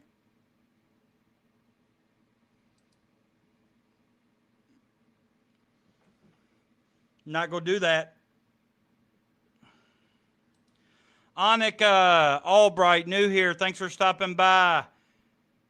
If you could, give my channel a like and subscribe. You may have to go into YouTube and do that. If you do that, I'd greatly appreciate it. I'm trying to be supportive. 5 wins would be I agree. 5 wins would be a win with this tough schedule in his first year. I agree.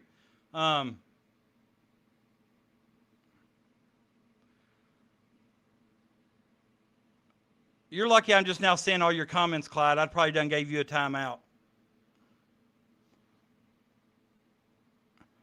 41-0 might end up being a good thing since it brought us Will Stein.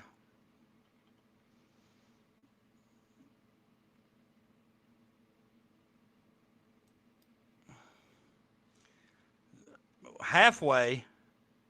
Hell, I think he'd already moved out. I told you, Vegas, at the time I looked, the over-under was 4.5. If it's just 4, I'm taking the over.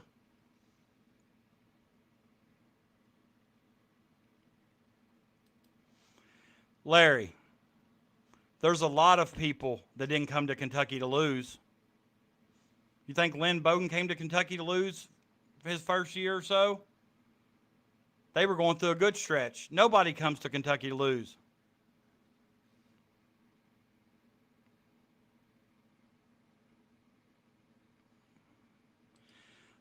Basically, Crash is saying here, competition is going to be steep for Kohler. Kentucky's probably going to reach out, but it's not going to be easy.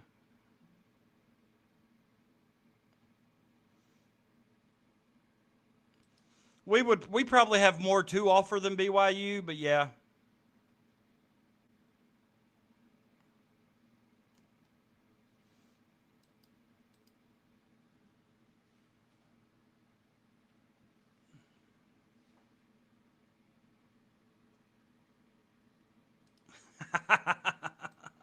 Flagrant one. I got to blow the whistle twice for a flagrant one. Not necessarily. Maybe, but what I'm saying is if Kentucky offered them money more than what anybody else was offering, Larry, I know most of us are homers in here. And not that I 100% agree with a lot of national media, but there's a reason we were picked 14th in the SEC. I don't think we're 14th. I don't believe we'll be 14th. But that second hardest schedule is going to be tougher than you think.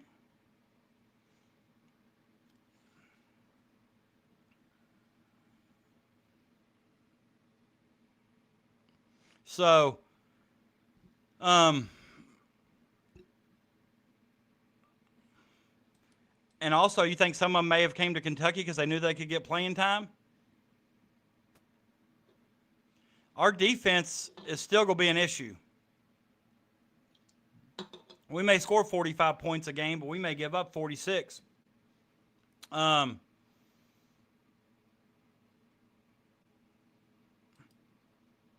Okay. You gave me one example. I'm just saying. If I'm wrong, I'll come out here and say it. Peanut, I'm not like you. If I'm wrong, I can admit it. That's where we're different. I have no problem admitting when I'm wrong.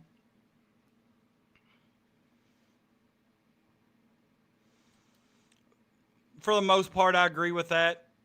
But if you can go anywhere in the country, I don't think the paycheck means as much.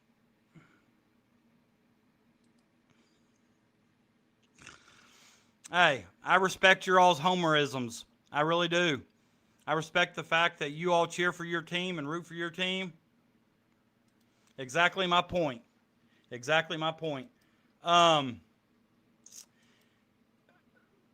just what it is. I mean, Rick Barnes will have to do something. You can't have 27 people on your roster icon. 15 max. At the varsity level. 15 max. Now, here's the exception. And I don't know if it's like this in college. I wouldn't think so, but it could be. I can put 17, 18 people on my varsity roster, but guess what? Only 15 can play in the postseason. So what good does it do to have 3 guys on your roster all regular season, then go to them at the end and say, you know what? You're just not going to make the postseason roster. I think that's ludicrous.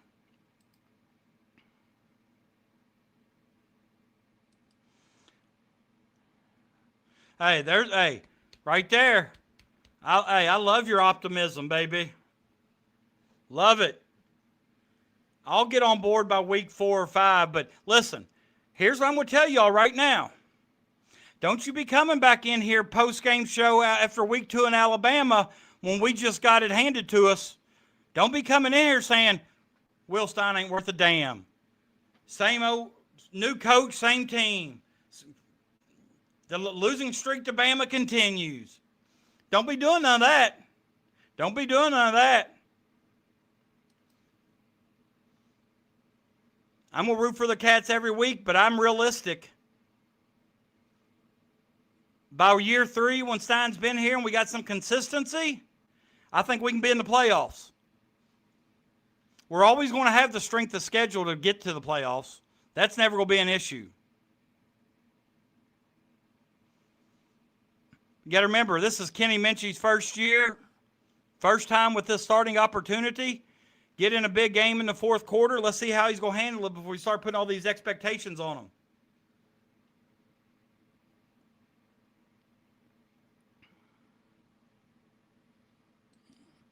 I'm not sure. You mean high school? I'm not sure. I know, of course, obviously, professionals got that 40-man roster.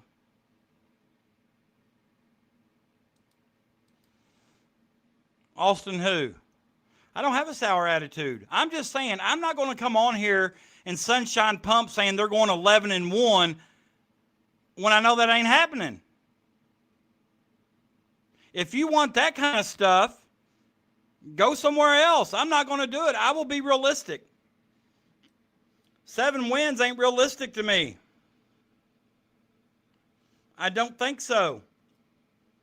Does that mean it can't happen? No. I'm telling you my thoughts. You're telling me your thoughts. I'm telling you mine. If we beat Alabama, DeBoer will be fired. And I can tell you this. You've got to think about that side of it too. DeBoer's going to be ready for Kentucky because he don't want his ass to catch on any more fire than what it is. But I can also tell you this. Kroger Field's going to be rocking. Kroger Field's going to be rocking.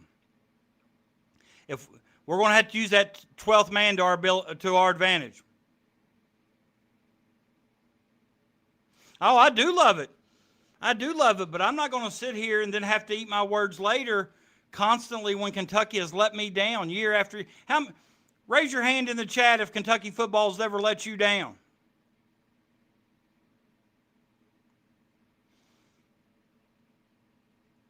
And here's what else I'm going to tell you. Some of you are more realistic about Kentucky basketball just because Pope's the coach. Well, we'll probably go 19-11, 19-12. Mark Pope's coached Division I football before. Will Stein hasn't. And Will Stein definitely hadn't coached in the SEC with the all-new roster. I'm going to keep it real. Listen, you all won't be cheering any harder than I will in week 2. I just think a lot of stuff will have to go our place.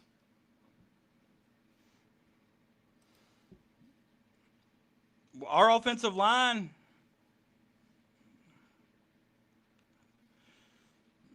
listen, Icon, I listened to Will Stein multiple times, and he's not high on our running back, and I don't know if I'm high on our wide receiver crew. I like Willie Rodriguez a lot. But why aren't they not happy with C.J. Baxter?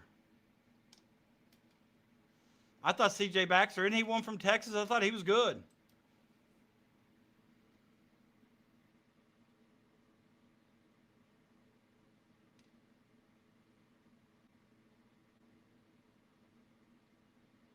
Oh, Illinois suffered a brutal injury today. Freshman David Mirkovich, he was a freshman last year, really good. 13 points, 8 rebounds a game. A left foot injury that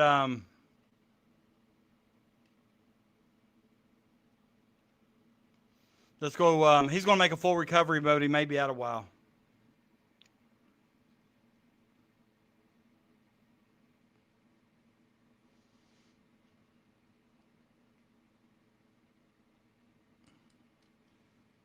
That's how, Kroger, that's going to be one game that if you go to, you'll be glad you were at just for the environment. Then if Kentucky's able to pull off a win, that's something you'll never forget. Goalposts will come down. And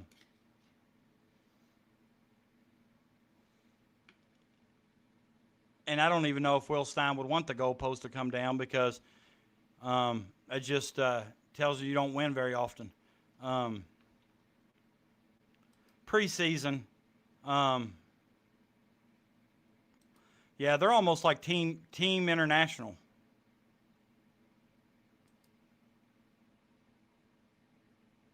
USC as in South Carolina football or USC Trojan basketball.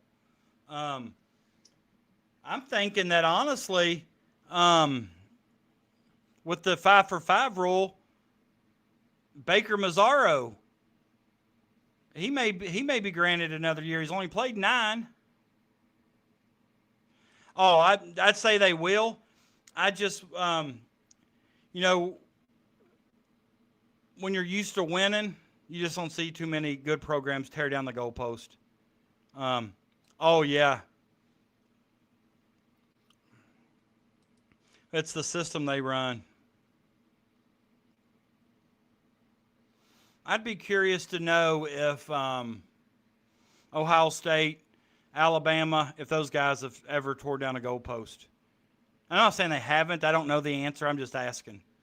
That's kind of like how Calipari and them used to say, about storming the floor,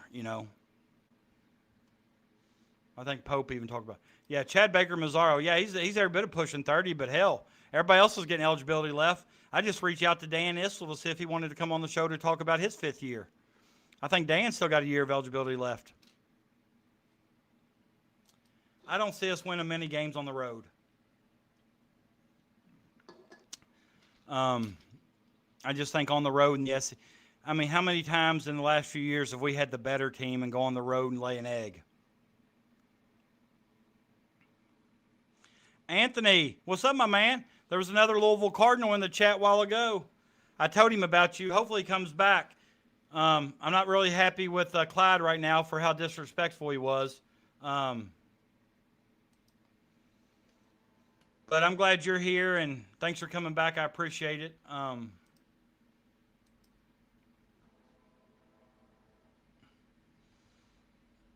We're up to about 100 watching again. That's where we've been. That's where we at when we had some really good nights.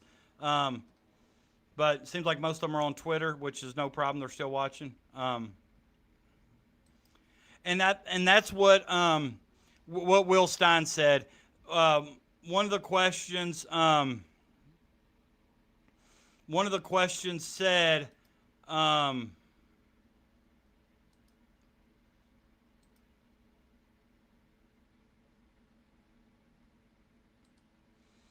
okay, there you are. Appreciate you. Hey, Anthony, the one that was just in the chat, he's a Louisville fan too. So, speaking of improving and competing, Holly, they asked Will Stein what he'd want Big Blue Nation, what he hopes Big Blue Nation knows, I think, or something by the end of the year.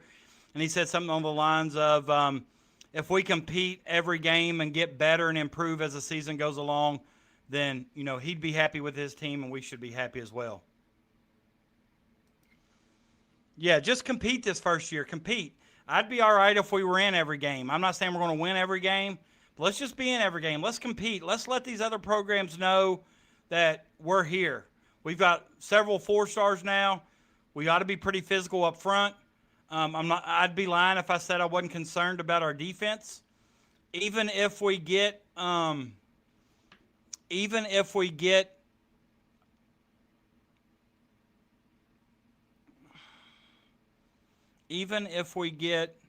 Afari back through this 5-for-5, whatever.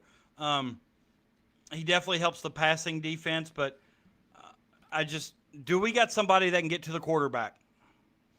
Do we have somebody up front that's going to be able one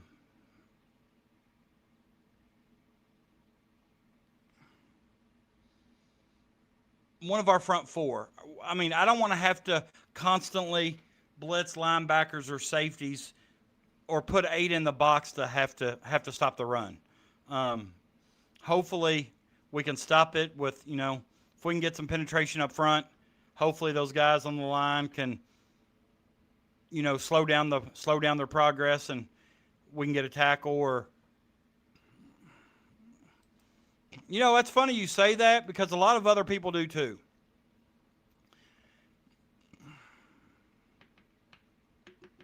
If we don't make a bowl game, Mark Pope's going to be fired. So, you know, hopefully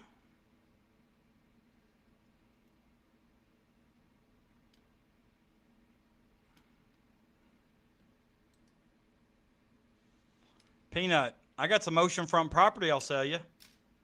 If it's that easy to convince you, I got some oceanfront property. Just remember when basketball comes around, Peanut, give the same grace. Give the same grace.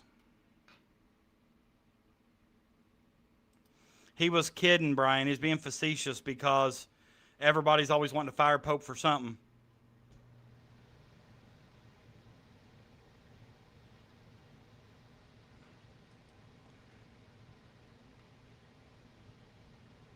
Right, and that's what I said. Like, I want to see him on the floor. I want to see him in actual games.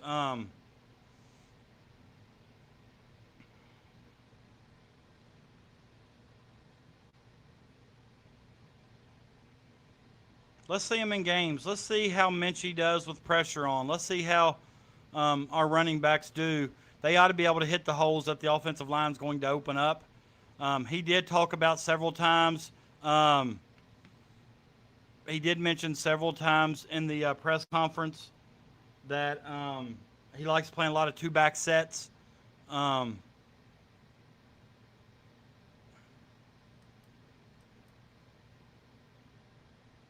We are trying to get Bobby. Hey, we've reached out to Dan Issel for basketball, so I'll give you permission to contact Bobby Boucher's agent.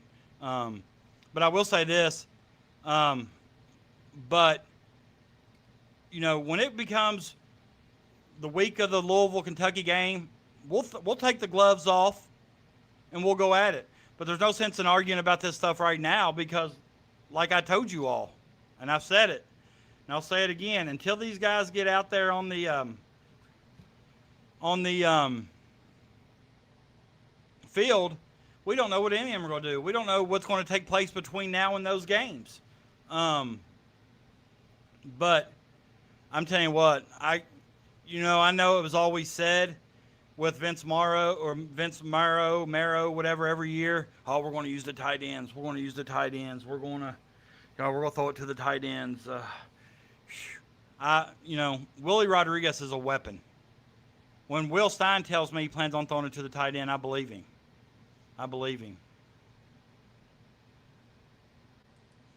There's no doubt about that. Both teams are definitely trending up. You know, I've stuck up for Pope since day one, but even I know if he doesn't make the Sweet 16 better this time, the Barbarians won't stop short of his job.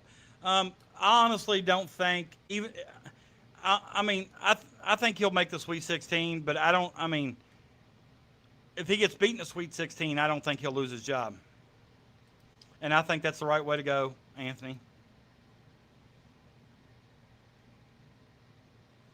No, I'm not. I honestly, if you knew how fast these things were coming up, I'm trying not to pick someone I've already answered. If I was going to do that, Clyde, I'd just mute you from the chat. Stay hot, Hank. Stay hot. Thanks for coming back, brother. Thanks for being here. All right, Peanut.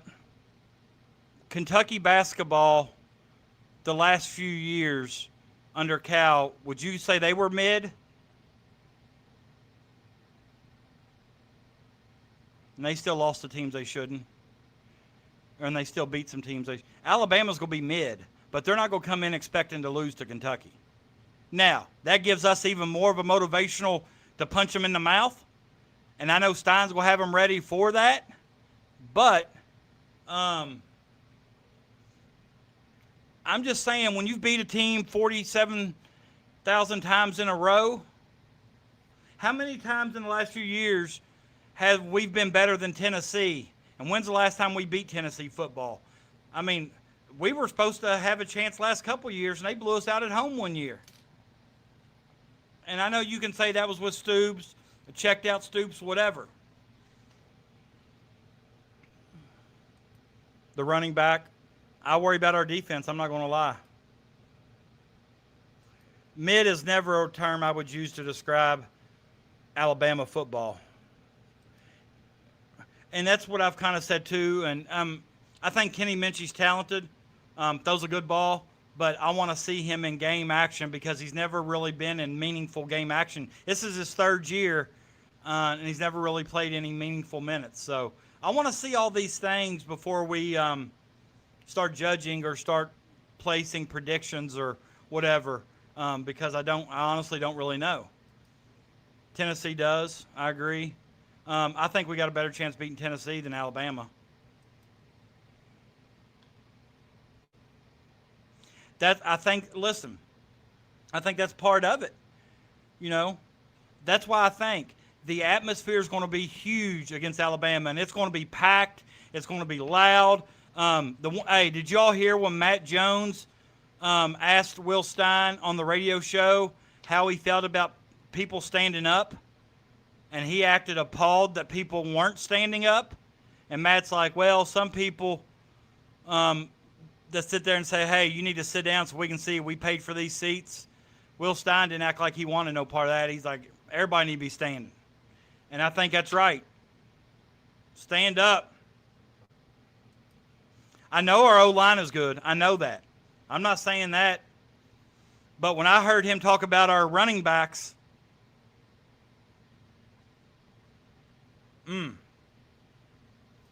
that's what scares me, Amy.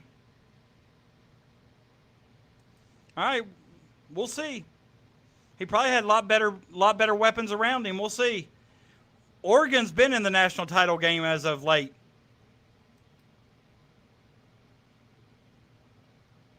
Let them stand. That's right. Let them stand. 2027 football or basketball? What I will think about Stein is I think he's such an offensive genius. He will definitely run schemes, routes, a system that puts our guys in the best position to win. I wonder, will our wide receivers be able to beat man-to-man coverage? Are they going to be quick enough and good enough to be open? I think that's what I think Will Stein should adopt. Stand up, show out, and stay hot. Tailgate your asses off, he said. That's exactly right. He said that 100%. Tailgate your asses off. Oh, I definitely agree with that. There was a 28 guy that just reclassed into 27. I think he was number 1 in the 28 class.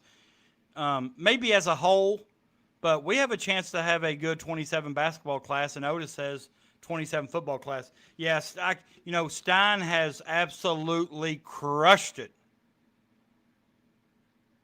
in the recruiting game.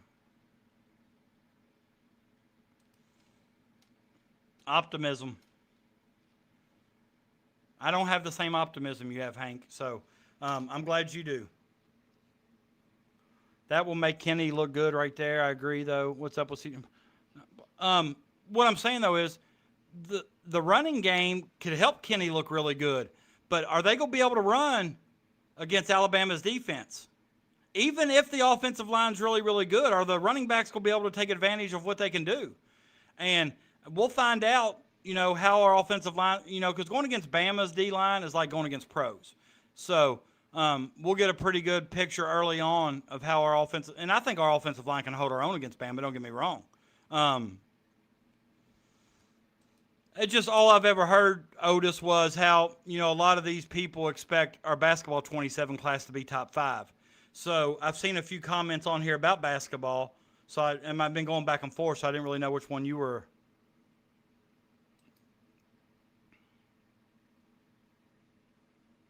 Peanut. Just remember all this stuff you're saying now. I want you to keep the same energy, same grace during basketball season. September 5th. I hope all of y'all get to go.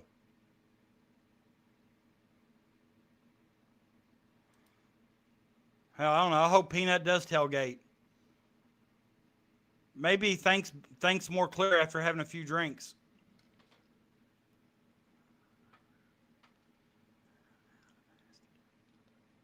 If he runs out of ass to tailgate, he'll tailgate his nuts off. You go, Crash. Yeah, and that's what I don't understand, Neil. Like, you want to use that to your advantage. If all 30,000 fans will stand and scream and yell for 4 quarters, man.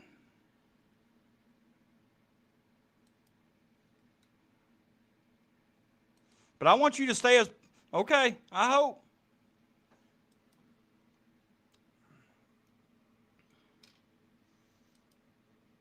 I mean, I still dedicate my time on Saturdays to watch every one of their games. I'm not going to necessarily say it's a time filler, but I definitely don't follow the recruiting and that aspect of it like I do recruiting in basketball. Like I said, my high school team did not have a football team. So everything I know about football, I learned through Madden. But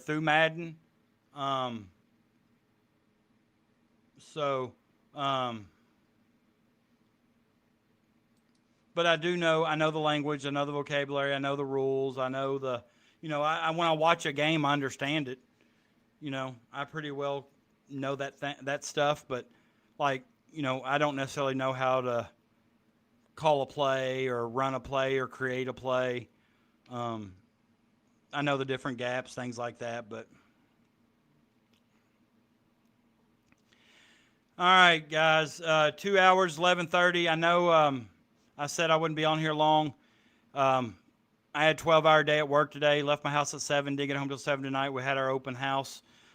Freshmen came and picked up their schedules. And we passed out Chromebooks, lockers, paperwork, that stuff right there. But I will say this. If you're looking for a way to support the channel, I will share this with you. Keep in mind, tomorrow through Sunday, there's a t-shirt sale on all the TeePublic sites. Even if it ain't mine, if you shop through TeePublic, which I have several times, and I'm probably going to go on and look tomorrow, there's 40% off. Up to 40% off, I should say. Up to 40% off. So if you're looking for something specific, search it. You might be able to find it. I always appreciate your support. I did drop some new merch today. I did create this. I made Malachi and Milan look like M&Ms. So if that's a new design you like, obviously you see I put the number 9 over here because we're winning number 9. So that will be it's in the store tonight, and I think it's currently like 33% off. You can get it for $16 right now. If you wait tomorrow, you may be able to get even additional off. But I absolutely love this. Look at Malachi's hair. It's dead on. Milan's hair even kind of curly. I just like the whole aspect of calling them the M&Ms. And so that'll be in the store tomorrow. As you can tell, I think he's already decided, Hank, he's not reclassing. I think they've already decided that. He's going to stay in 27.